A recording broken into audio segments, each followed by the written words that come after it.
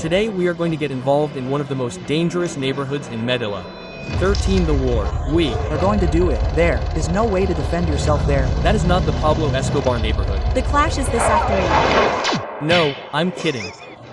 Around the 70s and 80s, people began to arrive from different places, mainly from Buenaventura, from Chacan. People came who had their homes taken by the guerrillas.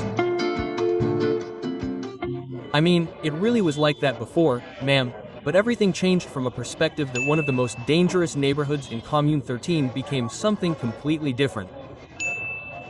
So this is probably an example of how you can transform a dangerous neighborhood in Latin America and be an example to the world, showing the perspective that you can do absolutely anything tourism, especially if you are here in Latin America.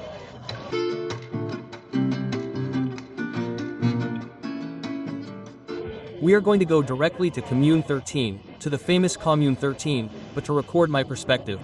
I know there are a lot of videos, so don't get upset. This is my vision of how things can be done. To do this tour, you have two options. One is to take the cable car and another very famous one, which is the escalator section. We're going to start at a station called San Javier, and this seemed crazy to me because I don't know if you notice how many people there are. And the first question I asked was, do I think I should go like this or like this? No, here they usually tell you yes, go ahead, take it easy, film it, do whatever you need to do, and nothing will happen to you. In Ecuador, we have this vision that we have to go through everything taking care of things and they'll take you out. Obviously, you don't have to give up like they say here, but I'm going to have a great time filming with my dear filmmaker. We got someone from the commune who can guide us through absolutely everything. Her name is Lady. Lady lives in the commune, and before she said she couldn't even go in there. Yes, or, now that everything is touristy, what has changed? What has been done differently? Exactly. Personally, our lives have changed a lot, and before we didn't have dreams. My cousin always told me, let's study English. And I was like, why? But now, at this point, we can dream. We can do a lot of things that I'm going to show you right now what we have to do here. Phew.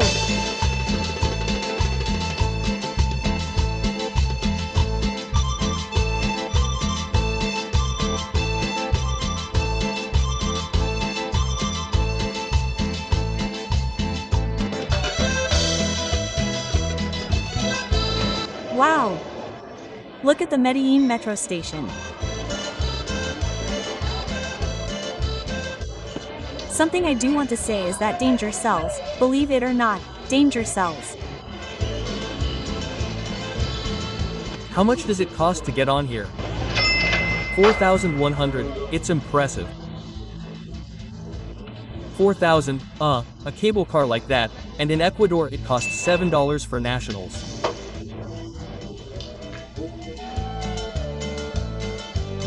On the other hand, here, how interesting all this is, I'm amazed.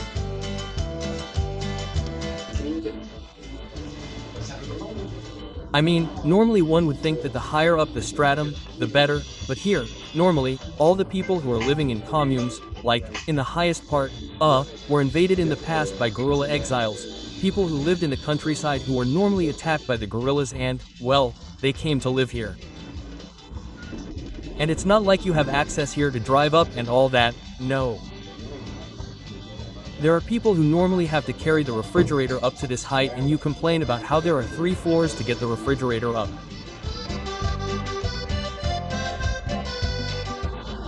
I know that this is backlit, but over there is a building that is quite large. It used to be a women's prison, but now it's a university. Just analyze the change from prison to university. What's the worst that could happen? I don't think anything more negative would happen than being a prison. Normally in the metro there are these kinds of tents specifically designed to listen to people who are not feeling well psychologically. This seems crazy to me, and obviously getting on the subway is completely free, and so you can see that psychology isn't usually like that. Here they help people, all the people who are passing through the commune. This is living in pure Medellín, on a bus. Here the buses are kind of small, literally 2, 4, 6, 8, 10, 12, 17 people standing in Ecuador 20. And there's space in the back, and there's still space in the back. And the back is already finished here. If a private car passed by, What they did was kidnap those people, throw them into the alleys here in the neighborhood, and then they would start calling their families so they could ask them for money to get them out of the neighborhood.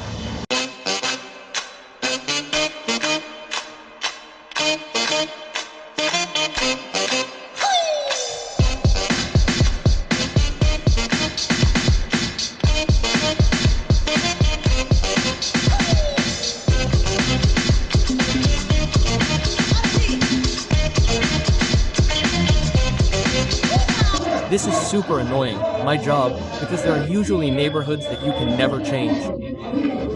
In the past, many people who lived here didn't even have any aspirations in life because they said, why bother if they're going to kill me or my family is going to be kidnapped or disappear? So that vision was super sad, but all that changed. And now you're going to ask yourself, what changed it? It was purging house by house, person by person for years to investigate, to get rid of all those people who were involved in something terrifying at that time so that the community that precisely had those aspirations would remain. What am I going to do? I mean, the people who were not involved in crime, who were not involved in the guerrilla, only the elderly and the young people remained.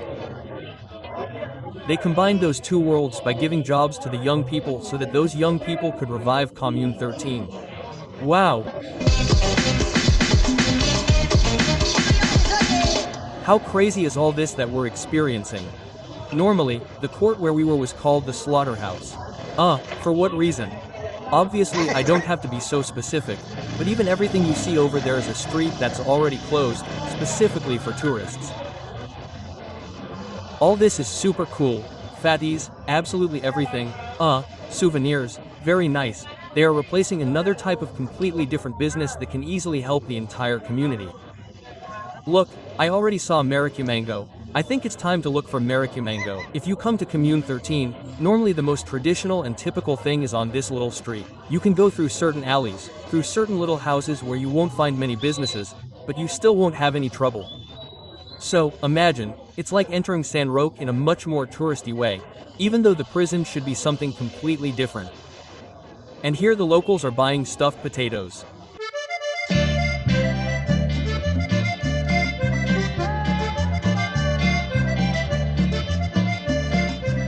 Black, black, black with big hips.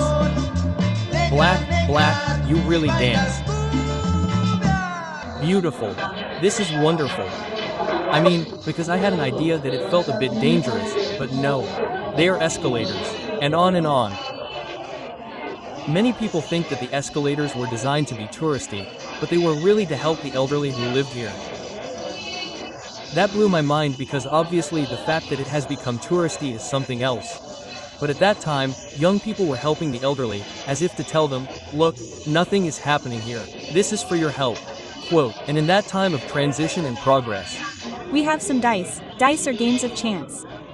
So it's like the government in the commune with the yellow lights because as night fell, we all started to turn on the lights. This face that appears there is the face of Pachamama, which is Mother Earth. Around it, there are some leaves with holes representing the violence that existed at that time. On this side, we have a black face because 40% of the population here is black. Over there, we have a hummingbird that tells us about the helicopters that came to shoot that day. This is already full, but every detail is wonderful because it's very street-like, very graffiti-like, very artistic. You have to pay attention here, but it's already filled up impressively. All this impresses me very hard because there are practically so many people, so much commerce that there is enough for everyone. There is so much dancing and so much graffiti. I thought it was only for a short while or just one street, but it's worth visiting all day in the entire neighborhood. And with this view of Medellín that I'm seeing, look at that wonder with the little face. Believe me, we're amazed because the TR commune is like spending an entire day. Yes, I think it's valuable to say that you could easily come independently, but we decided to do it with someone who lived through that transition. The cool thing about all this is that it's full of art and culture. This practically shows that tourism sells. In every little square where there's a plane, there are kids dancing. There are people who are usually making a lot of art, selling things. This is really, really cool. The crazy thing is that here they still take great care of the Nies, man, because there are many programs for improvisation, tourism, so that the Wombrod can be completely different. Something that I find really crazy is that people here always have the idea that everything that happened. It won't happen again. They don't want to go back to crime. All these things, and they are very clear about it, and I think it's super cool to hear the community helps each other and everything. That's why he came from Spain, and look at Bogota here so quickly. Today, he sent 4 single women. That is, we have 2. And look at the couple, they really didn't enjoy it. You came dressed in black. Are you in mourning? I see that you are very intelligent and I'm clinging to an idea. He's not in mourning, he's looking for it. Crazy how all this works, my friend, because the entire community is usually supported by the same community. The guides are from and live within Commune 13. All the people who are doing business are from Commune 13. And the nice thing is that these same guides take all the people who are interested in getting to know Commune 13 to each place.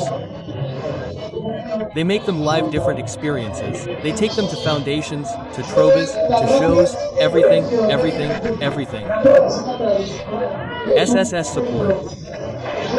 Everything is community support. There's no crime, there's no evil, there's pure art. Everything that the street means is here. Phew.